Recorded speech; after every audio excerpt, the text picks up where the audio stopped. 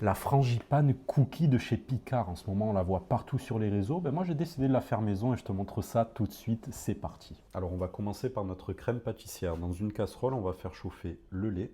On met la moitié du sucre, la gousse de vanille grattée. On rajoute la gousse et on fait chauffer ça à feu doux. Pendant que ça chauffe tranquillement, tu vas mettre l'œuf avec le sucre et on va blanchir tout ça.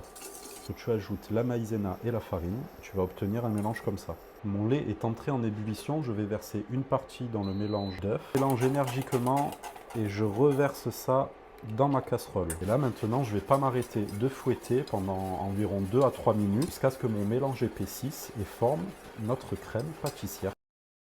Hors du feu, je peux ajouter mon beurre. On filme bien au contact pour pas que la crème pâtissière ne fasse une croûte et on envoie ça au frais pendant qu'on va faire les autres préparations. On va passer à la crème d'amande. Pour ça, on va mettre du beurre à température ambiante. On va le travailler à la spatule pour qu'il ait une texture pommade. On ajoute le sucre. On peut ajouter les œufs. J'ajoute mon arôme d'amande amère.